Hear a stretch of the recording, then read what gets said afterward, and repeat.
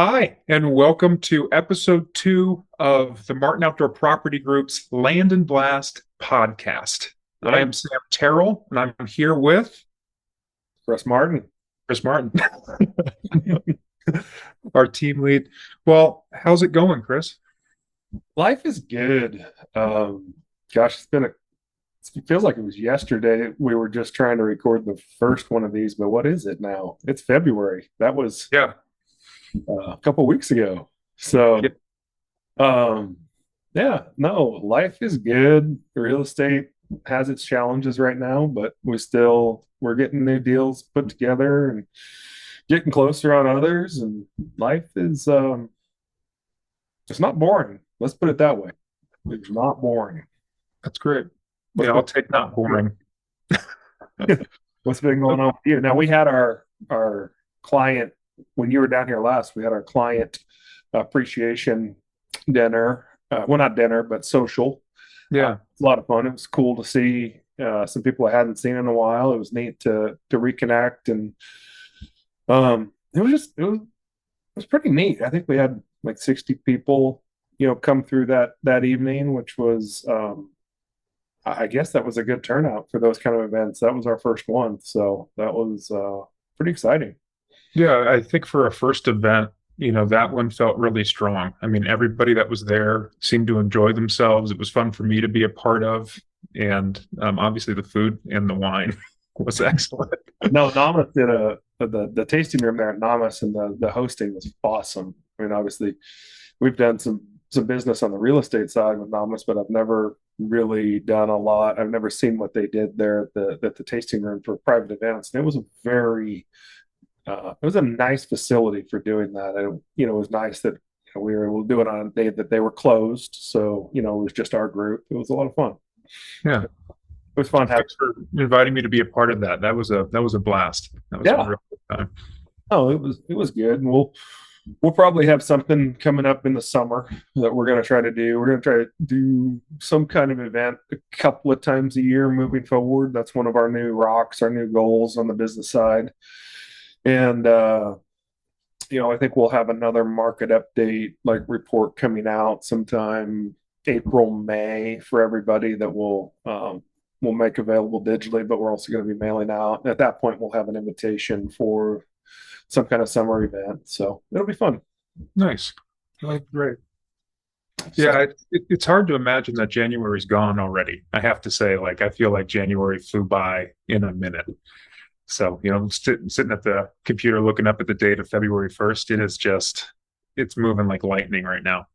yeah, I was just thinking about we're compiling our first month's worth of where we're at with our rocks and our goals. I use the term rocks; it's goals. We'll talk about what I consider rocks to be here, I guess, today, because that's Yeah, kind of a topic of it's part conversation. of the itinerary. Yeah. Some intentional living and intentionally doing business. So, maybe what else is going on in your world over there in Bend? So you're just for those of you who don't know us, I'm here in the Jackson County, Southern Oregon area, and Sam's over in Bend, and we have our team is spread out. The home team, for lack of a better term, is here in Medford, but we're growing satellite offices in Bend and in Northeast Oregon. So Sam's face of Bend, no pressure. The Central Oregon local. Yeah. No, I mean, yeah, things are going good. We had a really warm January and got smacked with some weather, which has made showing kind of interesting, with snow building up all over the place. But it's funny. It's I almost feel like sometimes through the universe there's like a pulse that goes out, and the phone may have been quiet for a little while, then all of a sudden it just starts lighting up, inquiries start coming in, and I felt kind of second week of January things turned back on again. Got property pending, new buyers, a couple new listing leads. So things are, already starting to pick up towards yeah, we're not even fully into February yet, first 24-hour period. So, it's been good. And I'm in wedding planning mode. So Erica and I are going through, the venue stuff, signing contracts, getting all that locked in, just doing, a lot of late night research. So it's full work days and then wedding planning in the evenings right now. That's kind of the mantra. Well, why don't we start with you then?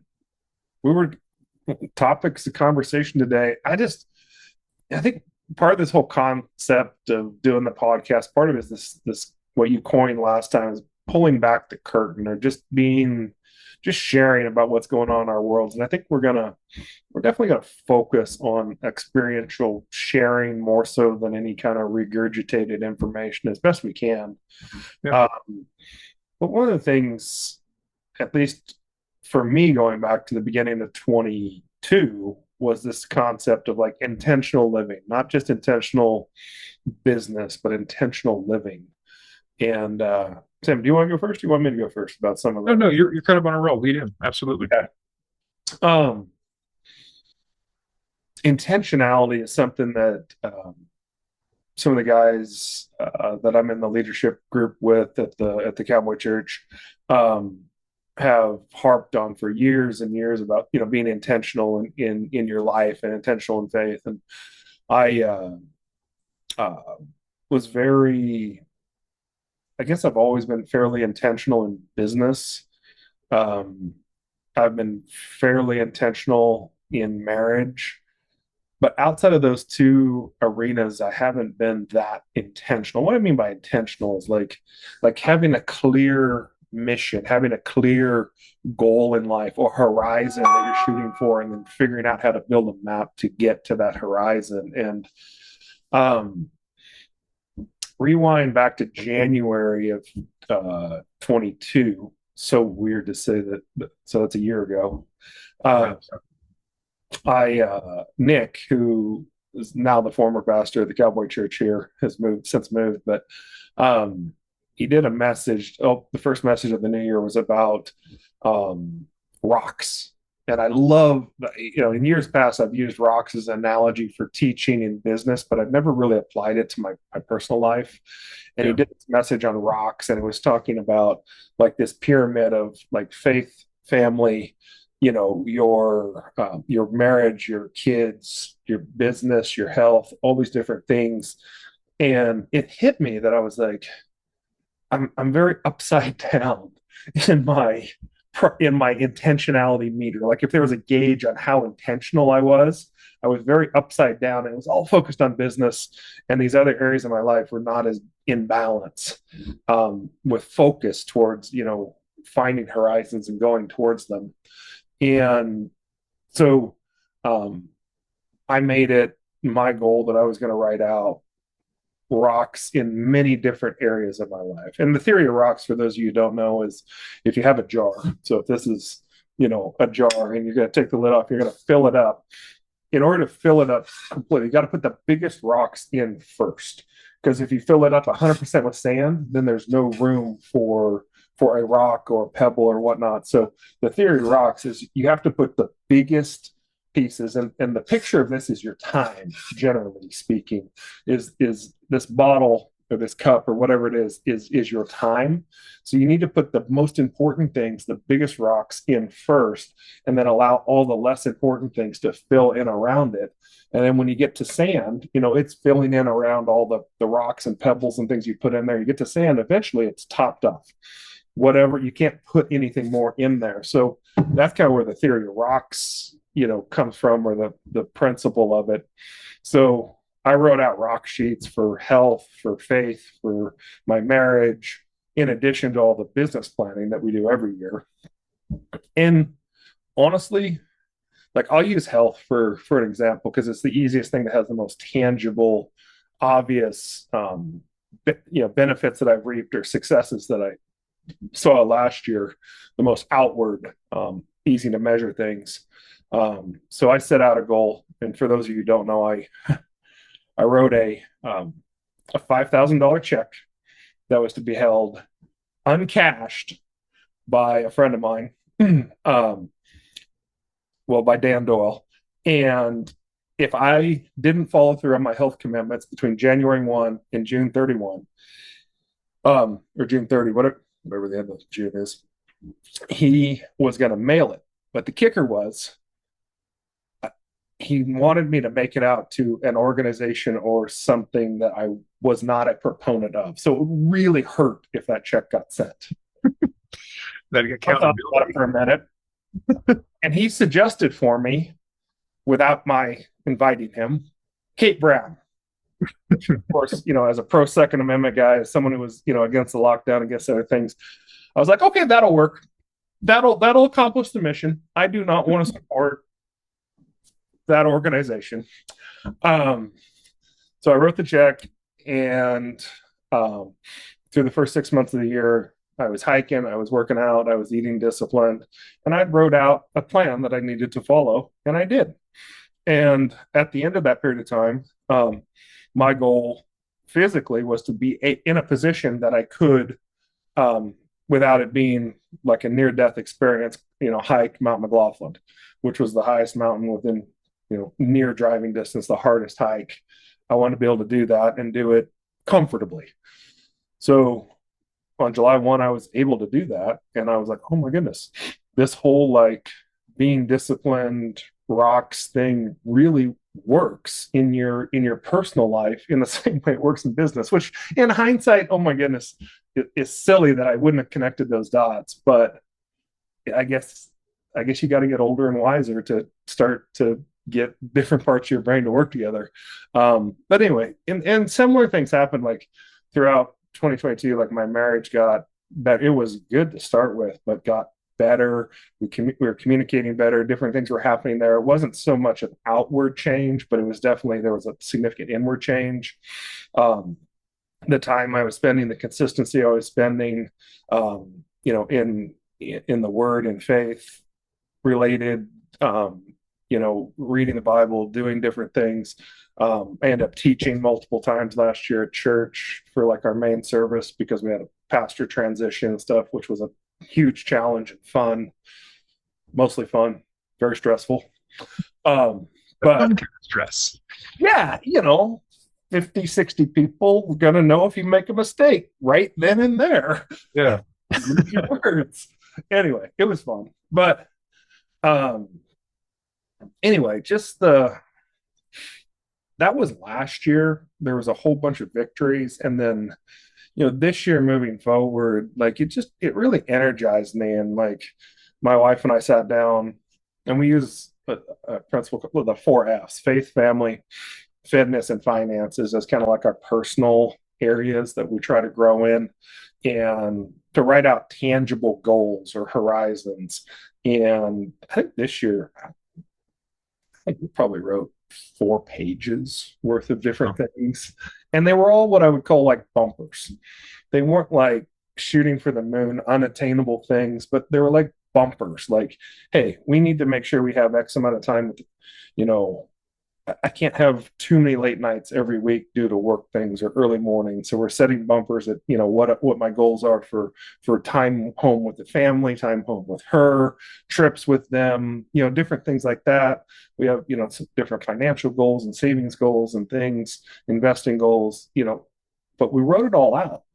And I think it's been interesting how many conversations I've had with people who have goals, but when I ask them if they're written down, like, how few people will actually get them from between their ears to paper. And I just think, if you're one of those people who are already doing that, like, more power to you. You've discovered something that's just powerful. If you're not doing it, do it and see what happens. I guess that would be my encouragement. And like, going into this year, I'm just excited about to watch growth. I think I'm starting to become addicted to growth in different areas of life. Like I'm so sick and tired of complacency or being content with where you are. Not that I don't feel like I have this great overwhelming desire for like greatness. I don't know if that's the right word, but I don't want to waste today, tomorrow, or the next day. I feel like if I'm not growing, I'm wasting. So like, different things like reading a book each month, and the different physical health things and learning. Like right now I've been on like a understanding how the body works, like podcast streak of like listening to different people who can are explaining nutrition, explaining different workout principles and why they work and why they don't work, and just kind of my mind I'd never been interested in that. And now I am. So I'm like, okay, I want to take advantage of this because these are things that are going to benefit me for the next 30, 40, 50 years of life. I want to do it while I'm interested, take advantage of that. So those are the kind of things, I guess. I guess that's pulling back the curtain into a lot of what's been going on in my world, personally. Here in the last year, and um, I think one of the things, um, how do I put it? There are so many things that we take for granted that a lot of the intentionality also has been to be grateful for all the blessings that have been poured out. And the biggest thing that's come from that for me is valuing and trying to engage with the relationships that I've neglected, pushing through, working crazy hours, doing the different things. Like I in the last year and a half, I've just started to value those relationships so much more. And, um, got a lot of room for growth in those areas, but I'm excited about it. And that's it is part of the motivation for doing the podcast and sharing and doing some of these different things. Um, and yeah, I just look forward to connecting with more people in meaningful ways this year. Like this morning, there was a transition in title, in escrow officers in the main office that we use in Medford. And I had a chance to have breakfast with the marketing person, and the new title or escrow officer is going to be taking over some of our existing transactions. And it was just a fun opportunity to meet with people I hadn't spent time with. I knew who they were, but didn't really know them. And it was an enjoyable experience to get to know people on a different level. And I think maybe encourage them, but at the same time, I was looking forward also to the business relationship that, what we've had with First American, and then we're going to continue to have, I believe, with that company in one form or another, even though we had some transition. So anyway. Well, no, it seems like that was a really powerful shift from what you just said.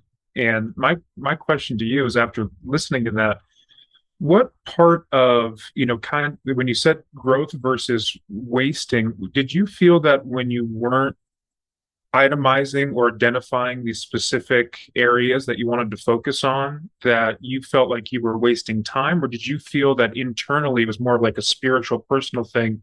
There was a wasting away. Was it? It was probably more the first, where, I knew in business, like if I wasn't doing X, Y, and Z, that, I was losing out either on money or not delivering the service that I needed to deliver or whatever it was. But if I look back and kind of evaluated, how I'd spent my effort in those other areas. So, health, what I put into my body, how much exercise I got, whatever it was, the relationship time outside of work, with my wife, with my kids. Was I hanging out with my kids, but not really listening because I was still thinking about all the deals that were going on or things that were going sideways or what I wanted to do the next day? Or was I connecting actually with their hearts? Yeah. It may be the same amount of time that I spent, but how was I doing it? And that's what I mean by a waste. Like I was spending X time, say, with them, but it wasn't meaningful in the way that it could have been. So to me, that's where I would term waste. Like I was doing it, but not the way I could be doing it. And it took kind of, I guess peeling back and getting the vision clearer in order to know that that was even an issue. Because I think we oftentimes go through life in complacency and not even realizing there's an issue. You hear about the people who go, "Well, my marriage was great, and then the next day I got divorce papers. I don't know what happened." Right. Like, Yeah. Well, there was stuff happening. You just weren't looking or weren't asking questions or weren't engaging or weren't having those hard conversations like, where are we actually at? I don't want to be that guy who, you know, is completely unaware of what's happening within his own house, within his kids or his marriage or whatever it is. Like, I want to grow in all those areas and not just, you know, have status quo and be happy with it. Yeah. No, that I mean that resonates with me. I mean that's something um, without jumping in too quickly, but the that notion of intentionality and I think even if you just bring up intentionality a little bit in your life, it tends to offset the scale away from that complex complacency that you were mentioning and allows you to be just a little bit more aware. And, just like everything's a step by step process, little bit by little bit, all of a sudden, you can kind of internalize things that are going on around you and be a little bit more prepared, whether it's in business or if it's in your own home, if it's in your own head. I mean, anything in between. So, my first exposure to rocks and goal setting in a team environment and a business environment was really, meeting you and going through it. And I think you were right in that process of moving from the business point to the personal point. And so you gave me a little bit of, intel on it. We're like, hey, if you have time, maybe utilize this What in was that? other areas. Was it 2020 that we did personal rocks and business rocks at our team get together? I didn't want to Yeah, know what personal ones were, but we put it in the program as something that it was part of the exercise. yeah. Yeah. Well, No, that's pretty close to. I think I only did it maybe a year before that, so I was like, hey, this is working cool. yeah.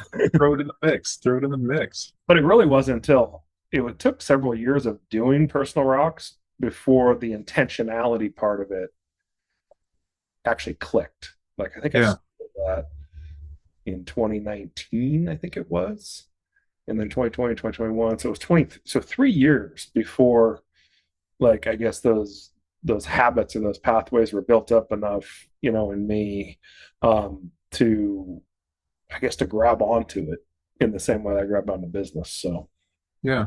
I did the exercise, but my heart maybe wasn't as in it as it could have been. Sure. Anyway, Yeah. that, No, no. I mean, this is oh, part of what we're going through. Absolutely. No, oh, it's funny. It makes me think of I believe it's a Jack London quote. I don't know the entire thing verbatim, but essentially he said he'd rather be, a glorious meteor that burns up in 1 second than like a permanent and lazy star, in the sense that you only have a limited time to exist.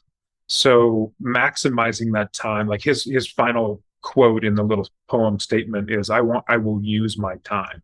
And I think that's something that, like you were saying, like we take time for granted. It's like we assume that tomorrow will happen, that the status quo will be maintained. And sometimes it takes a little bit of lighting a fire under your own tail, giving yourself a little bit of a kick to not say, like, hey, something bad's going to happen tomorrow, but our time here is finite. And taking steps in the now and planning for tomorrow is an excellent exercise at the very least. So that way, when you're having a glass of wine with your significant other, or you are going for a hike on that Sunday afternoon, it's not like, hey, Monday's coming. We have a meeting at 8. We've got to do this. We've got to do that. These transactions are going. We can actually not sit, stand, walk, whatever you're doing through that moment actively and present. And I think that's something that is a lifelong process. And I enjoy talking about it because it's nice to kind of compare notes sometimes too, when, to acknowledge, hey, I might have been a little bit preoccupied at moment A, but by moment B, okay, yeah, I started realizing that and I'm now here, I'm now present. And often I find you kind of end up not only enjoying the moment a little bit more, but things kind of it's a little more bubbly, for lack of a better phrase. Like things are just feel kind of good. I think when we're observant of the things that are going on around us, we're not so wrapped up in our minds or in social media or whatever. Like we just can't help but be more joyful. Right? Like we're seeing what's going on around us. Like for me, like you look around. I mean, I look outside and I'm like, oh wow, it's pretty, or it's nice, or oh wow, my wife, she just did a whole bunch of stuff for the kids today, and wow, that was really awesome what she just did. Or like she's redoing our driveway and a bunch of sprinklers outside. Like That's awesome. she's out there slaving away with a pick and a shovel, and I'm at work in the office. Wow, that's awesome. But I mean, she loves doing that stuff. She'd rather do that than be in the kitchen. That's for sure. Like she Yes, more power to her. Yes. not that she's in any way, shape, or form. She just likes out being outside. Absolutely. Anyway, so what else is going on? Looking forward to this year, you've got some fun things on the horizon.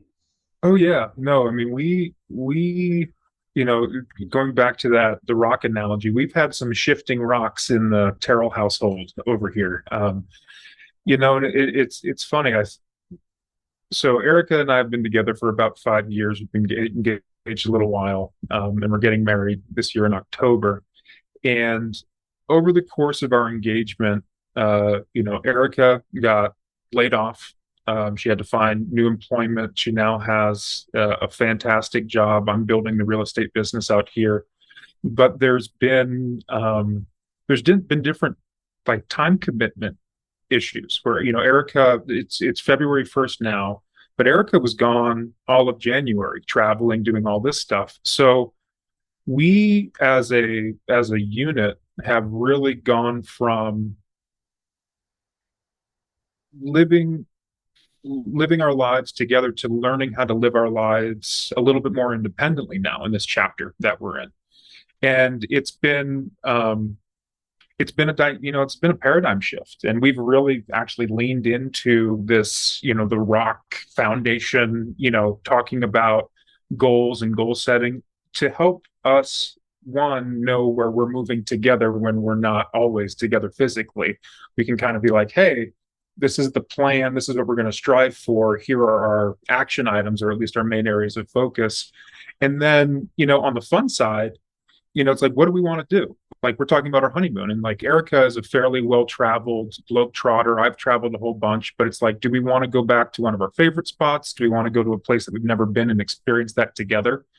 And our conversations have changed due to our time economy, where we need to be more intentional in the discussions we're having about what our plans are, because time, I mean, especially as we're getting older, time is just continuing to speed up. So yeah, like last year was, engagement time, and now we're rocking and rolling with business mode and getting this wedding stuff going. But it's it's been an opportunity for us to really deploy that intentionality when we're together. Like, we've got 5 days together this week before she leaves again on another trip. And so, we did a date night on Sunday. We gave ourselves, time on Sunday evening to go get dinner together. We're working our tails off during the week, but in the evenings we sit down, we take time to eat together, spend time together, and, reach out to friends, get on the phone, just kind of fill up the internal soul cup with what is kind of, not that I don't love what I do and I love engaging with my clients, but at the end of the day, I'm still a person that wants to have fun and be with my partner and see my friends. And so finding those ways to maximize the in-between times has been a real focus for us as of late, and is something that we're really striving to identify and execute on as we move through 2023 on the more personal front than the business front. Mhm. I think it's just cool to watch you guys be, I'm going to use the word nimble, like through this, because it's required some flexibility. Oh man, yeah, we're nimble, we're limber, we're ready to go. She just came back. She just came back from which country was she training in? Her company is based out of New Zealand. So Okay. she was down there for a month-ish, 3 weeks. Training other people or onboarding other people. Yeah, onboarding other people. That was in the fall into winter time. And then in January she was stateside. So she was between Colorado, New York, the Eastern Seaboard, the Midwest, all in about 3 weeks. And then now she's going to Austin, coming back, probably go up to Portland and like Seattle. So, she's globe trotting, but at the same time, it's all work based, and then she's traveling around stateside. Um, but yeah, no, we've definitely really had to, and we started that way. I mean, we started long distance and stuff, but it's been a return to form, but under different pretenses. A relationship has matured. We are in a different situation in general in our lives, both independently and together. And so nimble is the word of the year. It's just being able to pivot in ways that respect what the other person is doing, acknowledging what they're navigating, what they're trying to accomplish, while still making our own needs and wants known, and flexing those muscles of compromise. uh, kind of just being open to whatever comes, and rolling with the punches with intention. I like that you guys are prioritizing, like, how do I say it? I see so many couples that as business like gets importance, like that becomes the priority, and it takes over everything, or kids become the priority and it takes over everything. And it's like, no, like marriage, or soon to be marriage, is, I mean, that's the relationship you're going to have for the rest of your life. Like that's a man that needs to be cherished, that needs to be, prioritized. Like, I know one of our mentors, um, early on, I'll see if I can't do this without butchering the word picture, but basically, like, so many couples make their life around their kids, and the kids are the circle here, and the parents are kind of on the outside doing everything with the kids, and it breeds this.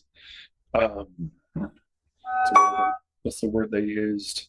Um, well, first off, it creates this "the world revolves around me" mentality in our kids, which we see in our culture so much right now.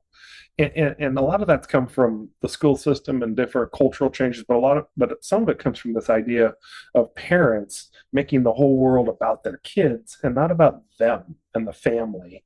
And the picture that they gave me, um, this mentor of mine gave me, was your world revolves in your family around you two, your husband and wife, and the kids are going to revolve around you guys. At the end of the day, they're going to feel more secure, more cherished, more honored to see, two parents that love each other and are intentional about each other. And they're going to feel like they have their appropriate place in that family. And when they go start their own family, they're going to have then the foundation for doing the same thing in their life. And it's going to create a very healthy, like, environment. So what I see as encouragement is you guys are doing that in the face of business, which is laying the framework for doing that as well when you have kids down the road and other things. So it's like, yes, work's important. Yes, kids are important. Yes, all these things are important. But that core relationship of you and your wife, I mean, that is, in my mind, the most important relationship outside of your faith that exists in your life. And um, yeah, I'm encouraged to watch you guys go through this season. Thanks so much. Yeah, we're keeping our fingers crossed. You'll be fine, Sam.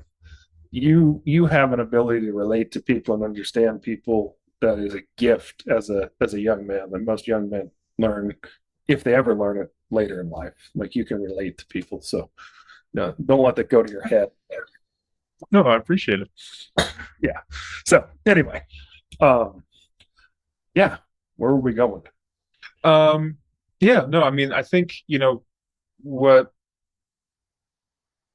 I think kind of what I was basically kind of going to wrap up with is that, like, the a lot of people don't take those steps, and I don't know why or why they don't, but I thank you for bringing it to my attention and giving me a framework to put it in. But I mean, ultimately, it becomes something fun to do too, because I mean, if you're trying to grow with yourself, if you're trying to grow, you're trying to grow your relationship and you're trying to grow your business, you need to have some stuff outlined. And I was reading, I forget exactly where it was, but the notion of writing stuff down as a very simple, basic form If you are obsessing over the piece of paper that's taped on your whiteboard or taped up to your computer where it says, I want to, I want to accomplish this by the end of the year, or own a house, or, make X, Y, or Z amount of money, it helps your neural pathways start connecting and allows you to biochemically create the foundation to begin accomplishing that. And a lot of people talk about things, think about things, but the simple act of writing it down and meditating on it, praying on it, whatever you choose to do, it really does help like make real life physical connections that arguably can be seen in data that come out of your life later on. There is absolutely no doubt. I use the word, if you don't write it down, it's not real. Right. Like if it's between our ears, great. It's a theory. If you write it down, you make it a tangible, thing that you're writing, and it's what's the other thing? Goals have to be measurable and attainable. Like Yeah. you And can't. that's another, I want to be better. right. Great, I do too. When the We all do. comes too, and so does Santa, right? Right. No, you better have What scale? time. Yeah. I can do 10 push-ups today. I want to do 20 next month. Yeah. I made X dollars today. I want to make this much. I want to add this much to retirement.